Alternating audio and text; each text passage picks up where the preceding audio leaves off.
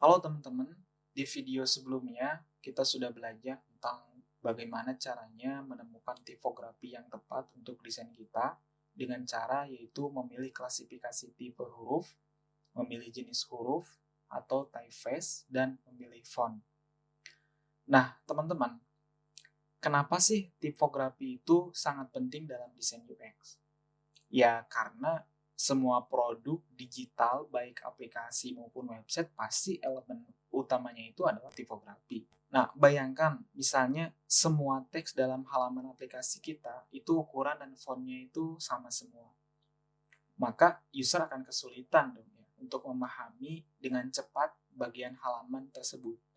Dan user pasti akan kesulitan juga untuk menemukan informasi yang spesifik.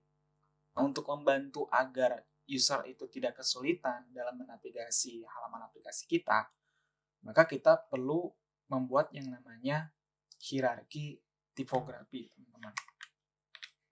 Apa sih hierarki tipografi itu? Hierarki tipografi ini adalah cara atau metode untuk mengurutkan tipografi dan font di dalam layout aplikasi kita untuk supaya menunjukkan kepada user kita bahwa mana sih informasi yang penting dan fokus untuk dibaca dan mana yang tidak.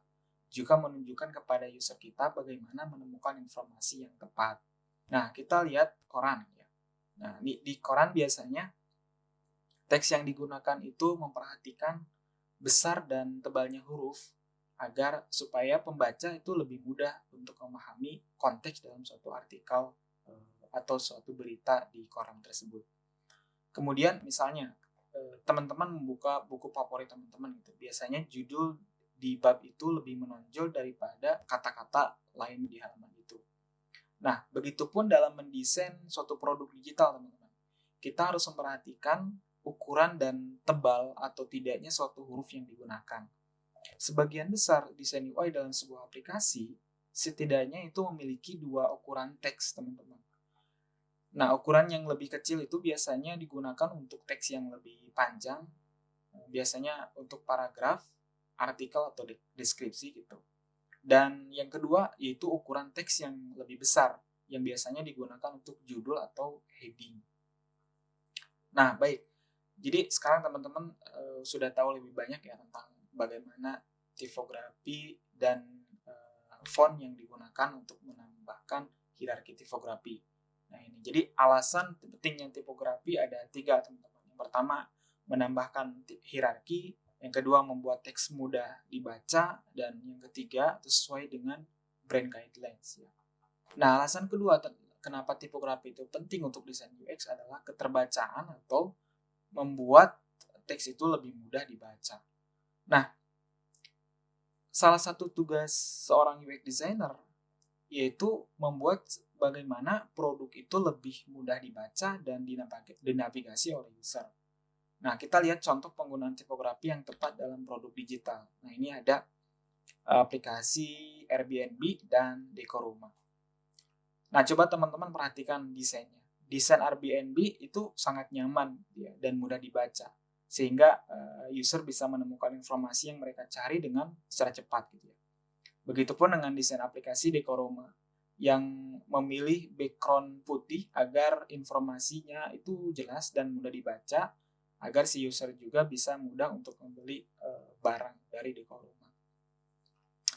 Nah, alasan terakhir kenapa tipografi itu penting, teman-teman, tadi ya, yaitu kita harus menyesuaikan dengan brand guidelines sebuah perusahaan.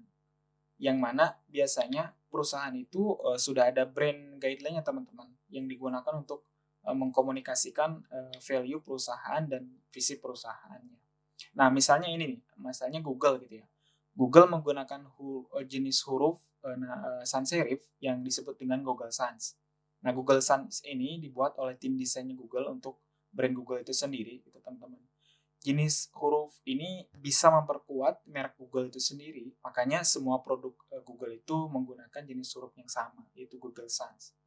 Nah, begitupun dengan iGrow, teman-teman.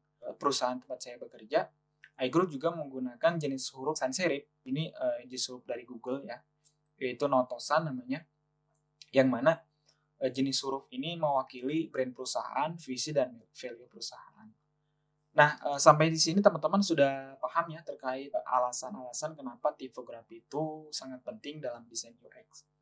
Nah, saya akan mencoba untuk mendemokan atau memberikan tutorial menambahkan tipografi dalam desain kita. Ya, pertama kita akan membuat frame terlebih dahulu. Nah, kita memilih iPhone 11 Pro X. Nah, saya akan menunjukkan di sini biasanya saya menggunakan ukuran tipografi seperti apa gitu dalam membuat sebuah aplikasi. Nah, coba kita masuk ke sini, bisa tekan keyboard T, memunculkan teks. Bisa gitu di sini buat teksnya, misalnya heading 1. Nah, teman-teman, biasanya saya membuat ukuran tipografi itu berbeda-beda setiap platform, teman-teman. Kalau di Android dan iOS itu heading yang paling maksimal headingnya itu biasanya di ukuran 24, teman-teman. Di 24 dengan kita coba ini teksnya apa notosan ya. Kita coba ini notosan. Fontnya itu bold. Headingnya itu biasanya 135.